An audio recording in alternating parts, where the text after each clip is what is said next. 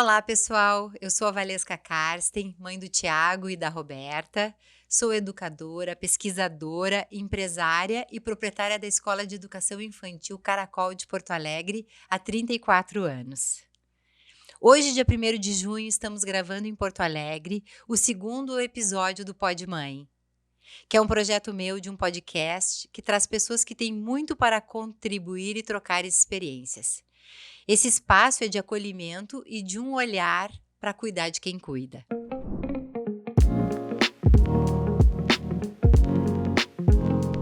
E hoje comigo estão duas mulheres incríveis, a Natália e a Laura.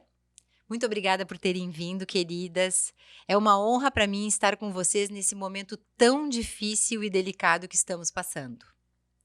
Vou começar apresentando a Natália Caldas, que é mãe do Joaquim, que tem 2 anos, e da Maria, que tem 5 meses. A Natália é médica, neonatologista e pediatra, uma baiana cheia de energia que casou com um gaúcho. Além de mãe e médica, a Natália está atuando desde o início das enchentes como voluntária em várias frentes. A outra convidada é a Laura Corso. Laura é psicóloga formada pela Universidade Federal do Rio Grande do Sul e especialista em clínica interdisciplinar em estimulação precoce. É sócia fundadora da Clínica Palavreando, atua como psicóloga no atendimento com bebês, crianças e adolescentes, e também adultos. Laura tem experiência no trabalho com crianças com atraso no seu desenvolvimento e com deficiências múltiplas. Além disso, trabalha como supervisora de estágio e realiza atendimento no âmbito privado e público em uma ONG. Nossa, não é pouca coisa vocês duas, hein? Eu tô muito emocionada porque é um momento muito difícil. Quem tá aqui no Rio Grande do Sul, quem tá em Porto Alegre, tá sentindo. Não tem como a gente não ficar com a voz embargada e com esse sentimento todo. E quem nos escuta e nos vê fora do Rio Grande do Sul também tá sofrendo de ver o que estão noticiando e é assim mesmo. Então vamos lá. Quando os helicópteros pararem, as ambulâncias descansarem, os abrigados poderem recuperar seus espaços possíveis, será preciso falar sobre tudo isso. Quando passar o estado de choque, o luto e retomarmos minimamente as nossas rotinas, será preciso falar sobre isso.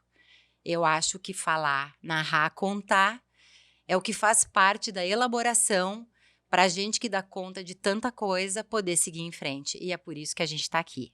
Bora falar, meninas? Há muito o que contar, há muito o que fazer, né? Então, vamos falar primeiro nas crianças, na primeira infância, que é considerada nos primeiros 6 anos da vida. É a base do desenvolvimento. Por isso, as coisas que ocorrem nessa fase da vida têm repercussões para sempre. Puxa vida, né? E essas crianças passaram e estão passando em tão pouco tempo por 2 catástrofes, a pandemia e agora as enchentes aqui no nosso estado. E em pouco tempo. E aí, vamos lá. Laura, do aspecto psicológico, o que tu acha que a gente pode fazer para ajudar essas crianças? Então, queria primeiro agradecer o convite de estar aqui hoje gravando esse podcast. É a minha primeira experiência gravando um podcast, mas eu gostei muito do convite e do desafio. Se a gente parar para pensar, sim, essas crianças viveram, né? Uma criança de 6 anos está vivendo a sua segunda catástrofe, né? Porque teve toda uma pandemia que teve muitas repercussões psíquicas e agora está vivendo aqui no Rio Grande do Sul essa enchente. Mas acho que, num primeiro momento, a gente tem que pensar na resiliência das crianças, porque, sim, essas crianças estão passando por isso, mas, se a gente for pensar ao longo da história, crianças sobreviveram a guerras. Então, não é o primeiro desafio que a humanidade está passando e que as crianças estão passando. Então, as crianças dão um jeito de brincar e vão sobreviver a isso, como a gente sempre deu. Então, acho que nós fomos de uma geração privilegiada, de que não teve que passar, pelo menos no Brasil, por nenhum desafio tão grande quanto essas crianças estão passando. Mas eu acho que a gente tem que confiar um pouco que elas vão seguir brincando. A infância ela não vai parar porque a gente parou na pandemia. Então, as crianças aprenderam a brincar de pandemia. Então, o que eu tenho mais visto no consultório, o que a gente mais tem feito, é brincar de enchente. Então, brincar é a maneira da criança de elaborar Então, né, o número de brincadeiras de resgate, jet ski, o helicóptero, isso entrou parte no mundo delas, que é a maneira que elas têm de lidar, né, que vai ser através da brincadeira, mas de uma maneira lúdica, porque vai ter que ser assim. As crianças não têm outros recursos, a gente vai conversar, é óbvio que a gente vai oferecer para elas palavras, mas elas vão ter que elaborar brincando e vai ter que ser de enchente. Então, acho que a gente vai ter que suportar como, né, na pandemia, como a gente brincava de vírus, de fazer máscara, de botar máscara em todos os bichinhos, de lavar as mãos. Então, eu acho que vai fazer parte do universo delas.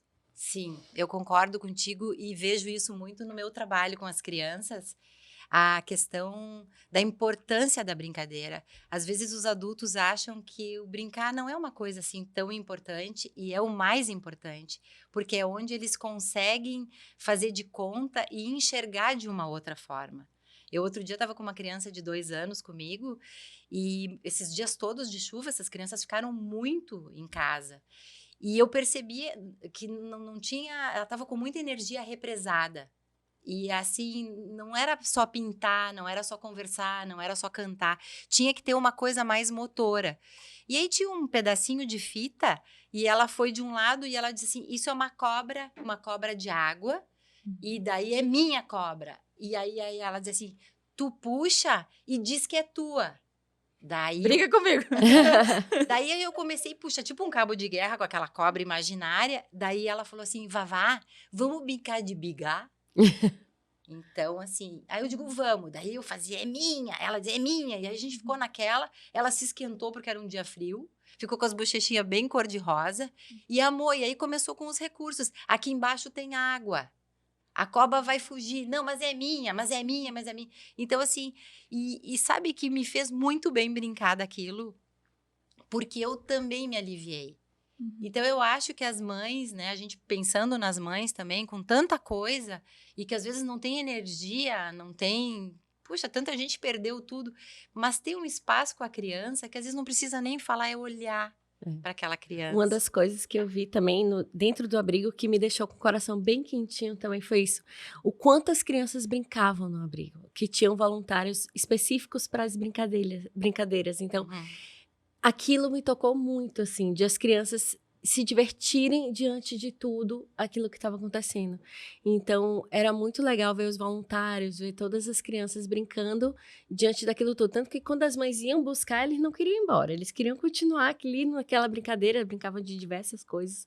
E também era a maneira deles também de lidar com tudo aquilo que estavam vivendo, né? Sim, sem dúvida. Isso eu ia te perguntar, né? Que uma das frentes que tu atuou, né? É um abrigo que acolhe mães atípicas. Garantindo alimentação, saúde, condições mínimas de conforto físico e psicológico aos abrigados, né? Sim. E também em centros de arrecadação, né, Natália? Isso. Na verdade... Conta um pouquinho só pra gente como é que foi esse trabalho. Na verdade, assim, foram coisas que foram acontecendo, né? Não foi nada planejado, as coisas foram simplesmente acontecendo. Eu comecei a ser voluntária de um abrigo e também ajudar essas mães atípicas, que algumas delas estavam em algum abrigo. Então, Mas mães... só um parênteses, tu conseguiu fazer isso porque tu tá em licença maternidade do teu trabalho como neonatologista, né? Então, nesse uma ótima licença. Isso, eu tô de licença e também minha mãe estava aqui. Minha mãe, de Salvador, minha mãe veio para cá porque minha filha tinha ficado internada também. E aí, minha filha já tinha tido alta, mas minha mãe tinha ficado presa aqui por conta do aeroporto e também me deu possibilidade de fazer essas coisas, já que eu tinha com quem deixar minha filha, né? Então, assim, eu consegui fazer coisas que eu não ia conseguir fazer se eu não tivesse também nesse momento de licença maternidade. E com rede de apoio. E com a rede de apoio. Eu consegui, então, ser voluntária desse abrigo e consegui também ajudar essas mães atípicas que... teve algumas delas que perderam tudo, saíram de casa e não pegaram as medicações controladas das crianças, fraldas, tudo, várias necessidades que umas crianças atípicas precisam. Então, tinham mães que estavam desesperadas e elas formaram um grupo de mães atípicas que se ajudavam. Então, estava faltando até para as mães que não perderam tudo, porque eu estava com dificuldade de pegar as medicações, de conseguir fralda com o governo, de tudo.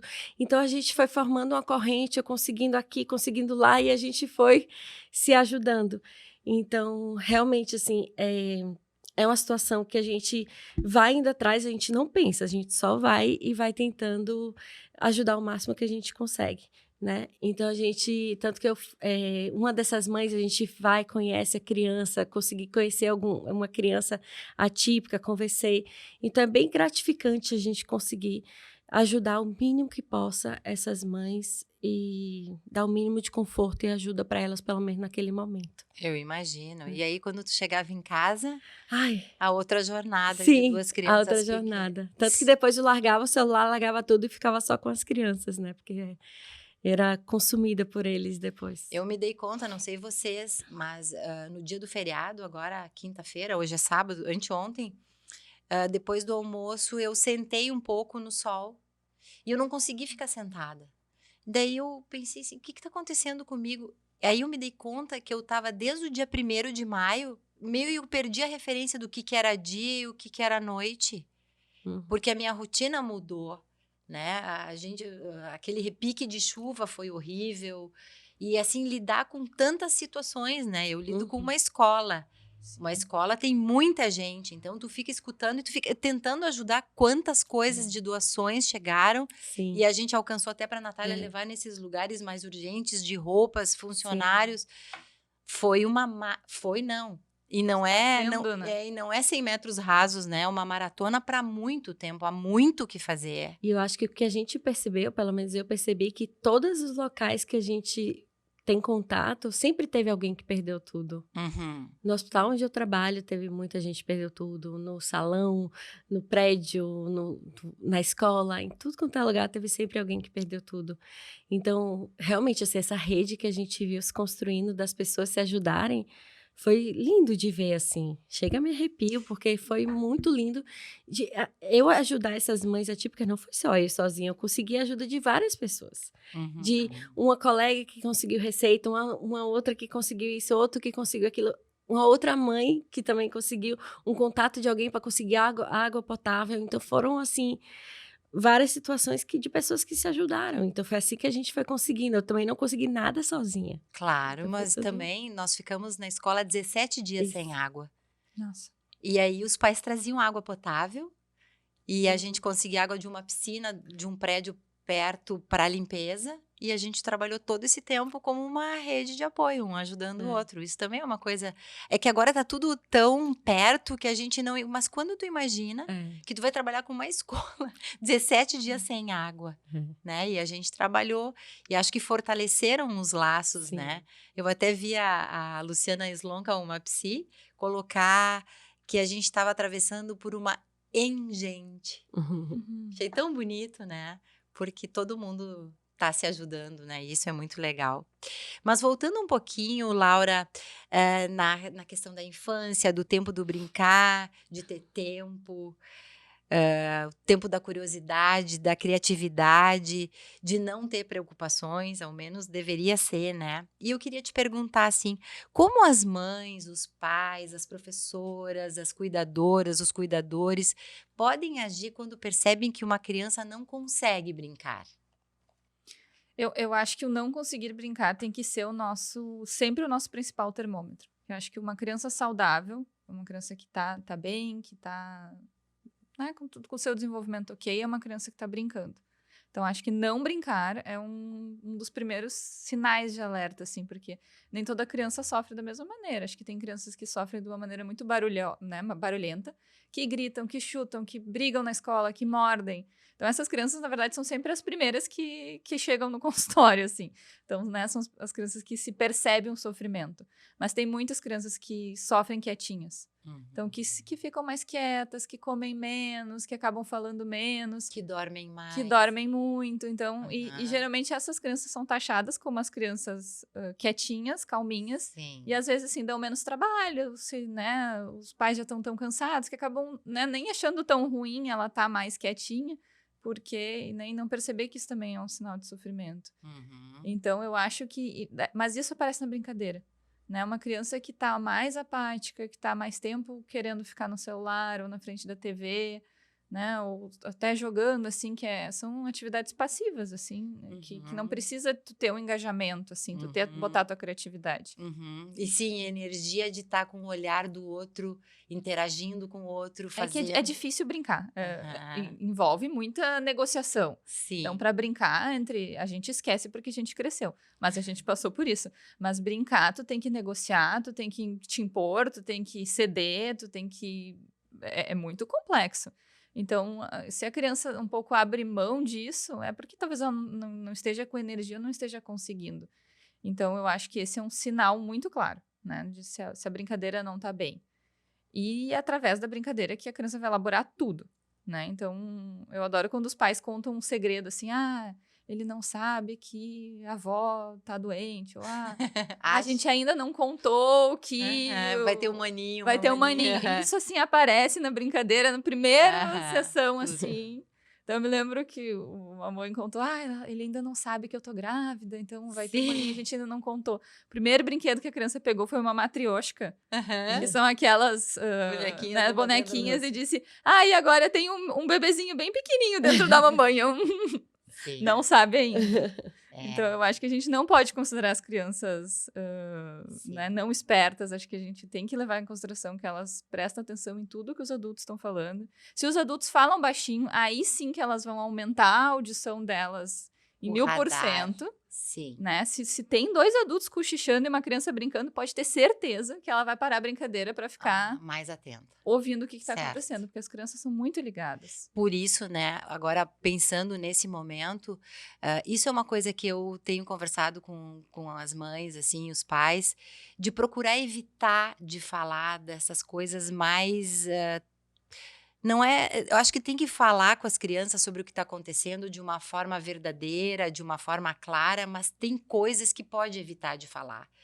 Porque eles vão ouvindo e vão vendo que essas coisas são mais cochichadas e que muitas pessoas na volta, e eles vão fazendo muitas fantasias. Então, eu acho que esse é um cuidado que a gente também pode transmitir para as crianças, esperança das coisas que vão e que a gente está junto e que, enfim, poder transmitir também, filtrar um pouco o que a gente diz e o que a gente estava ouvindo ali na frente deles também, né? Acho que isso tem os 2 lados, né? Eu acho que sim, a gente tem que filtrar, e acho que nos primeiros momentos, acho que a gente ligou todas as TVs, todos os rádios, sem um pouco pensar, né, no quanto as crianças estavam absorvendo aquilo, assim. Porque acho que né, os adultos estavam tentando entender o que estava acontecendo. Então, acho que as crianças foram bastante expostas. Eu só tenho medo das fantasias do quanto do não dito. Sim. Porque isso também, as crianças são muito criativas. E se tudo que a gente deixa não dito, ela vai preencher. Não vai ficar uma dúvida, ela vai fazer uma certeza. Só que essa certeza, às vezes, ela é pior do que a realidade, porque a fantasia da criança é muito criativa. As crianças acreditam em monstros. Né? Acreditam mesmo. Elas não, né? Crianças pequenas não brincam só de medos, elas têm medos. Então, acho que a gente tem que falar na medida que isso vá passando a segurança de que, isso aconteceu, a gente não vai ignorar, mas sem assustar. Sim, e também poder perguntar, na brincadeira vem, eu vejo que vem muito o que eles querem saber através da brincadeira, então poder desprender um tempo, que não é um tempo de uma tarde ou de um dia inteiro, mas em algum momento poder parar e propor alguma brincadeira e ver o que surge, porque eu acho que ali vem a dúvida em relação a isso. As crianças me falam, assim, outro dia eu tive com uma criança... ex-aluno da escola, e que a mãe conversou comigo que a menina andou fazendo uns desenhos bem... A mãe ficou assustada com os desenhos, eram lápides com nome de crianças, e o desenho era rico em detalhes, assim. E aí a mãe ficou muito angustiada. E aí passou uns dias e aí eu convidei essa menina, ela esteve comigo na minha casa, assim. Então a gente caminhou, eu fui comprar algumas coisas no supermercadinho a pé, voltamos, desenhamos e aí ele veio. Aí veio, ela desenhou o que ela imaginou, mas não que ela estivesse com aquele medo. Ela simbolizou no desenho e depois daquele desenho veio um desenho muito rico de outras coisas que ela estava acreditando que iriam melhorar. Então, eu pude dizer para essa mãe, olha, foi aquele momento, foi descarregou ali, que é uma coisa boa, né? Então, e é bom que ela botou em algum lugar. Acho muita saúde para também poder fazer isso, né? E a gente vê as crianças mais assustadas e tensas por tudo, né? Não só no meu trabalho, na escola, eu vejo no supermercado, nos restaurantes, a gente vê as crianças mais chorosas, mais birrentas. E não é para menos, né? Seria assustador se elas não tivessem diante do que a gente está vivendo. E com as rotinas que mudaram para muita gente. Muitas escolas tiveram que fechar um bom tempo, agora que estão retomando. Então, isso muda muito e ainda é início de ano, né? Quais os sinais que a gente percebe que uma criança está excessivamente ansiosa ou assustada, Laura? Eu acho que isso vai no que a gente estava falando antes dos diferentes tipos, né, de criança e como elas lidam, assim. Então, eu acho que as crianças podem falar muito ou falar muito pouco. Isso é o que a gente tem que estar atentos, assim. Acho que tem algumas crianças que ficaram fixadas, assim, na água, na chuva, nas nuvens, assim, de estar um pouco atentas a tudo que pode estar acontecendo e qualquer sinal de que vai acontecer de novo, ou se preparar. Então, eu acho que isso é uma maneira da gente perceber. E do outro lado, as crianças que não estão falando sobre isso, nada. Né? Isso também é... Né? Eu acho que não tem como... Acho que isso que tu estava falando antes, Natália. Não tem ninguém que a gente conhece que não tem alguém que foi afetado. Então, as crianças sabem disso. Então, uma criança que se recuse completamente a falar sobre isso também é um sinal que levantaria algum alerta, assim, de por que ela está blindada a lidar com isso, a pensar um pouco sobre isso. Isso também me preocuparia, assim. Então, dos dois lados. E acho que a ansiedade na infância, ela aparece com agitação psicomotora, mas também com esse fechamento, né? A ansiedade, até nos adultos, né? Até a gente mostrando ansiedade demonstra de maneiras diferentes. Sim. Então, tem pessoas que ficam super ansiosas de uma maneira que, né, ficam com o coração acelerado, suam. E tem pessoas que ficam ansiosas e paralisam. Então, isso também acontece na infância. Então, esses dois tipos de sintomas para lados completamente diferentes. Sim, essas crianças também estão vendo o sofrimento dos seus adultos. Claro, e absorvendo, né? A gente passa para as crianças mesmo que a gente não quer passar. Sim. Então, se os adultos estão sofrendo em casa, a criança vai perceber e vai pensar, tem algo de errado, preciso, né, um pouco bater entender isso daí. É difícil, né, nesse momento ter que dar conta disso, mas a gente precisa falar sobre isso para quando der, começar a dar uma atenção de volta para essas crianças e poder ressignificar esse momento, cada um do seu jeito, né, mas poder pensar sobre isso, acho muito importante.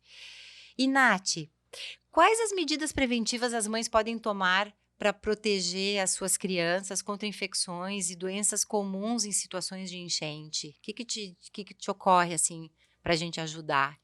Então, nessa época, principalmente essas crianças que ficaram expostas a essa água, alguma coisa assim, a gente tem que ter uma certa cautela, porque pode ter um aumento de leptospirose, hepatite A, algumas doenças de pele, gastrointestinais. Essas são as doenças que mais podem aparecer nesse período. Mas não só essas crianças que tiveram contato com a água, mas também agora a gente tem que ter cuidado em relação à alimentação, a essa água que a gente está consumindo. Tudo isso a gente tem que ter essa cautela. Então, a gente tem que ter cuidado com o preparo do alimento, cuidado com a água que a gente está consumindo. Tudo isso a gente tem que começar a ter mais cautela do que a gente já vinha tendo, né? Então, a gente tem maneiras que a gente pode fazer para ter esse cuidado com esse alimento. Então, lavar bem o alimento, se tiver um alimento murchado, mofado, qualquer coisa, não consumir esse alimento. Qualquer lata, principalmente, a gente às vezes esquece de lavar a lata, principalmente nesse momento que a gente pode ter a leptospirose aí assolando, né? Então, qualquer sinais e sintomas também que a gente venha a ter de náuseas, vômitos, febre, sempre procurar um médico, né? A leptospirose, ela também pode cursar com mal-estar, com dores no corpo, principalmente em panturrilha. Pode também dar um amarelão, que é aquela icterícia, tá? E com o olho um pouco mais amarelado. Então, sempre tá ligada em alguns sinais e sintomas, tá? Que o filho, a criança ou até a própria pessoa também possa vir a ter. Então, acho que a principal prevenção é a questão de cuidar da alimentação, né? Dessas crianças a partir de agora e também da casa como um todo. E ferver a água. Sim, a água, o que acontece? O interessante para você tornar essa água potável, o ideal é você pegar essa água, se ela estiver límpida, é ferver pelo menos 5 minutos que ela se torna potável. Tá? Outra maneira de você tornar essa água potável também é você botar hipoclorito de sódio a 2,5%. Que aí você bota 2 gotas para cada litro de água e espera 30 minutos e ali ela torna uma água potável. Tá? Mas se a água também estiver suja, aí você pode também estar fazendo coando essa água. Aí pode coar tanto com um paninho limpo, né? Quanto com coador de papel.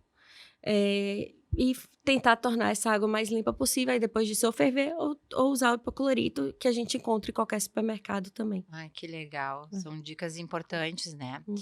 E, Laura, outra coisa que eu queria te perguntar, assim, pensando nas mães, como elas podem cuidar da saúde mental enquanto ajudam os seus filhos a lidarem com essa situação das enchentes? Isso vai ser algo bem importante, assim, porque acho que como adultos, né, acho que no Rio Grande do Sul a gente vai passar agora por um período de luto coletivo, né? Acho que isso que a gente estava falando antes não é 100 metros rasos, isso vai ser uma maratona. Então, acho que no primeiro momento todo mundo saiu para voluntariar, para cuidar de alguém, para buscar, para levar. Eu acho que isso é algo que a gente não vai poder parar. Então, a gente vai ter que mudar a nossa relação com o voluntariado, a gente vai ter que, por um tempo, mudar a nossa relação com muitas coisas. E então, isso vai pesar muito para nós adultos e, consequentemente, né, as crianças percebem isso. Então, acho que uma coisa que eu vejo muito é as pessoas levando a criança para atendimento e dizendo, a gente vai priorizar que ele esteja bem. Mas daí, às vezes, é isso. É uma criança que eles querem priorizar que esteja bem, mas numa casa que está com pais muito adoecidos, assim. Então, né, ou mães que consideram que seria um egoísmo elas estarem em tratamento e a criança não. Então, de priorizar sempre que a criança tenha um espaço dela. Eu sou uma grande advogada das crianças fazerem terapia, mas os pais não podem se deixar de lado no meio disso. Eles têm que priorizar estar com a sua saúde mental organizada para poder estar bem em casa. Então, Sim. Não adianta uma criança, não tem como isolar. A família é um organismo vivo, assim. Então, se tem alguém que não está bem ali, e acho que nesse momento a gente teve junções familiares também que a gente não tinha planejado. Então, os avós foram para dentro de casa, que, né, como ficaram dentro de casa sem sair. Sim. Vieram tios, vieram parentes. Acho que todo mundo, em algum momento, teve alguém a mais na sua casa. E muitas pessoas ainda seguem, porque tem lugares que a água não baixou ainda, né? E a gente está já já fez um mês de... Ou gente a mais, ou gente de apoio a menos. Que não puderam voltar para os seus trabalhos. Então, assim, não teve quem não foi afetado por alguma coisa. E onde, Laura, as mães que sentem que precisam de mais apoio para si, né? Mães, pais, onde que elas podem buscar apoio nesse momento? Eu acho que nesse momento a gente sempre tem que priorizar a rede, assim. Acho que nos abrigos, nesse primeiro momento, teve uma desarticulação. Até porque muitos postos estavam embaixo d'água. Acho que, né, por exemplo, o Santa Marta ainda tá trabalhando no ônibus, né? Então, não é o ideal. Mas a gente tem uma rede de atendimento, né? O SUS, ele é muito completo. Então, tem lugares de atendimento, né? Não é tanto quanto a gente gostaria, mas... ele faz esse primeiro acompanhamento. Então, acho que de procurar também ir nos seus lugares de atendimento e fazer essa demanda. Então, isso é uma maneira. E também tem... E lá mesmo, se eles não podem, eles encaminham para outros lugares possíveis. O posto é sempre a porta de entrada que vai encaminhar para todos os outros serviços. É algo demorado, tem especialidades que são... tem postos e postos, então tem regiões que são mais articuladas na questão de saúde mental, então que tem lugares mais especializados para isso, tem outros lugares que são menos, e mas tem é um lugar. Esses lugares de formação também, né? Também. De formação de psicólogos formados que estão em formação, que também podem atender, tem muita gente voluntariando nesse sentido, tem né? muitos lugares de atendimento a baixo custo, tem os lugares dentro das universidades também, eu sei que a Unicinos tem, a PUC tem, a URGS tem, que fazem atendimentos gratuitos ou a baixo custo, então também é um lugar. Acho que nesse momento também está tendo muita gente se voluntariando online também, né? Pra Não, fazer. isso é proibido. É? O CRP, tem uma regra que é assim, tu não pode oferecer um atendimento online por uma pessoa afetada, porque tu não tem como garantir o que essa pessoa vai fazer depois do atendimento. Que acho que é diferente do atendimento, né? Eu tenho pacientes online, mas existe um vínculo, existe uma continuidade. Tu conhece essa pessoa. Sim. Porque, né, quando tu trata uma pessoa, tu não sabe o que tu vai abrir ali. E tu não sabe onde essa pessoa tá, ou se no meio do atendimento ela vai ficar sem... Né? Ou ela pode cair a internet e a pessoa acabar no meio de um processo. Isso é perigoso. Sim. Então, acho que nesse primeiro momento as pessoas, até num afã de querer ajudar, acabaram também oferecendo isso. E não é o ideal, não é permitido. E acho que também acabaram muitos estudantes se oferecendo para fazer atendimentos. Então, eu acho que a gente se atrapalhou um pouquinho. Saiu um pouquinho. A intenção é boa, mas é muita responsabilidade abrir alguma questão num momento de sofrimento onde a pessoa precisa ter acesso àquela pessoa e ter um vínculo, realmente não é assim. E não é qualquer coisa tu escutar... Até porque são coisas muito pesadas, né? E acho que assim, aconteceu, né? Eu ouvi relatos, né? Porque eu sou supervisora de estágio, tenho colegas que também são, nesse que os estagiários abriram essas portas e eles não conseguiram lidar, porque são jovens, porque estão em formação, porque não tem... Na minha formação, eu não tive nenhuma aula, eu fui fazer agora, depois da pandemia e agora, com essa enchente, fazer capacitações de catástrofes, assim, porque na minha formação eu não tive nada. Eu não sei se na medicina eles ensinam, mas assim... Parece que, né, na minha formação foi uma ótima formação, mas foi uma formação, assim, para a humanidade funcionando do modo geral. Claro, sem também duas catástrofes em nas condições anos, normais né? de temperatura e pressão, né? Exatamente. E agora a gente tem, né, eu até falei pra Valesca, eu não sei se sou a pessoa mais adequada para falar sobre isso, porque eu não sou uma psicóloga de catástrofe. Nem eu uma educadora de catástrofe, mas eu acho que a gente tem... Nem eu médica de catástrofe, então. A gente virou. A gente virou porque também a gente é responsável e não sai fazendo o que a gente não acha que pode causar qualquer dano ou preocupação maior. Então, acho que a gente também tem essa coisa do cuidado, né? Isso aí. E, Nath, tem alguma história que tu vivenciou agora nesses dias que tu queira compartilhar com a gente? Bem, eu acho que assim, uma das coisas também que me deixou feliz, eu já comentei aqui, que foi a questão das crianças no abrigo. Isso para mim me deixou o coração muito quentinho. E de ver cada história ali dentro, sabe? Das crianças vivendo aquela situação, mas conseguindo tirar o melhor daquilo. Entendeu? Claro, assim, elas falaram que estavam felizes porque não estava tendo aula, que não estava na escola, que estava só no momento da brincadeira. Mas também, o que me deixou também, um momento também que deixou meu coração muito quentinho foi quando eu também fui levar essas doações para uma mãe atípica, que ela ia fazer uma distribuição. E quando eu fui saindo, ela falou, posso te dar um abraço? E eu falei, claro. E ela, com o olho cheio de lágrimas, me deu um abraço, tão feliz de estar conseguindo arrecadar, porque elas estavam com dificuldade de achar água potável para dar para os filhos. Então, aquilo realmente deixou meu coração muito quentinho de tudo que a gente estava vivendo ali. E imagino, tu é baiana, de Salvador, acostumada com calor, com tanta coisa, e veio para cá vivenciar tudo isso. Tem toda quem vem do Nordeste para cá, tem toda essa questão romântica do inverno, da nossa serra. E aí, de repente, como que é para ti se deparar com essa parte toda que tu tá vivendo, assim, com a gente? Pois é. Claro, o inverno para mim eu ainda não me acostumei, tá? Tenho 9 anos morando aqui. Ainda é um pouco difícil. Mas, assim, eu acho que aos poucos você vai entendendo tudo. Hoje eu já me considero uma pessoa super adaptada aqui. Mas não deixo de ser baiana, né? De ter a baianidade dentro de mim, do calor, de tudo. Ainda reclamo um pouco do frio quando acordo.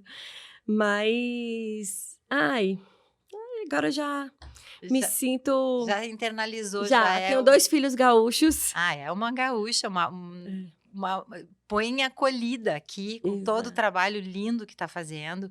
E como é para o pessoal que mora lá, os teus amigos, as pessoas dos teus contatos lá, com tudo que aconteceu aqui? Foi uma coisa de comoção nacional, né? Sim, total. E esses dias foi até impressionante, porque todo mundo viu muita coisa e muita gente veio falar comigo.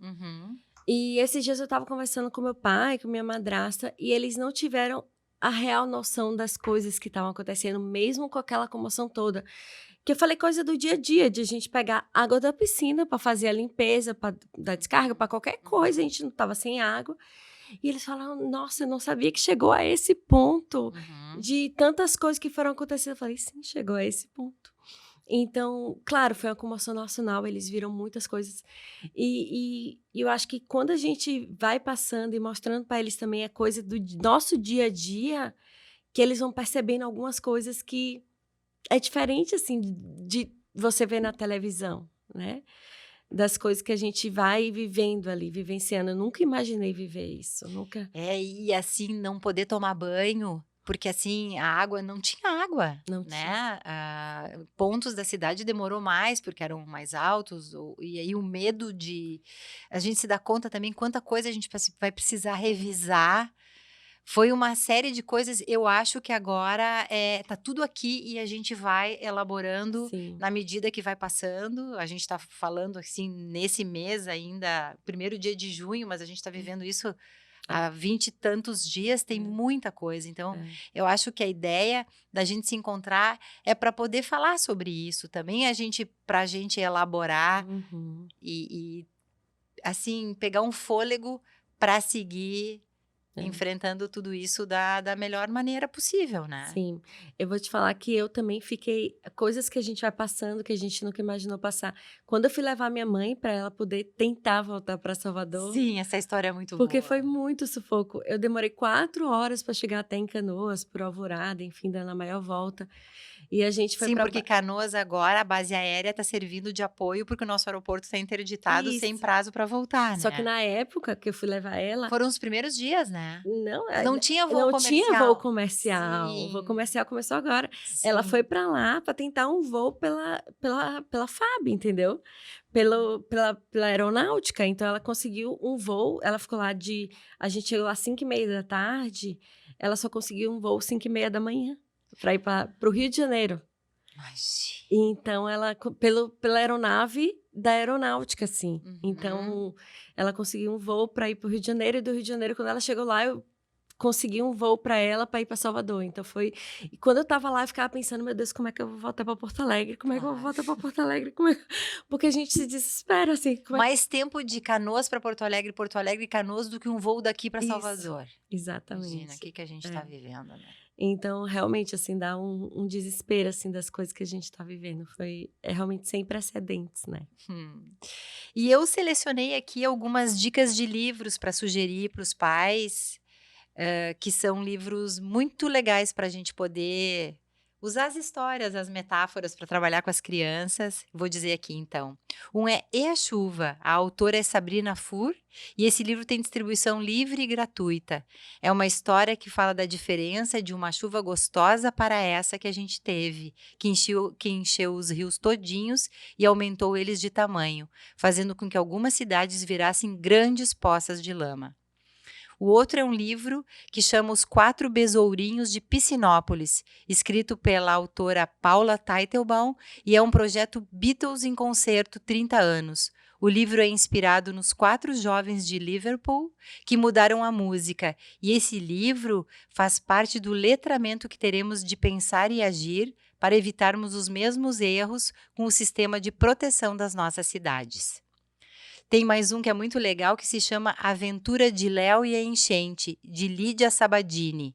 Esse livro aborda de uma forma sensível as aventuras de Léo, o leãozinho e de seus amigos às forças do incontrolável. Aborda a resiliência, a coragem, solidariedade, amor e gratidão. Tem também um que chama Céu, Sol, Sul, de Cristina Krill, que é psicóloga na área de saúde materno-infantil. Trata de uma chuva que não se pode brincar na rua, nas poças, que foi uma chuva que parecia não ter fim.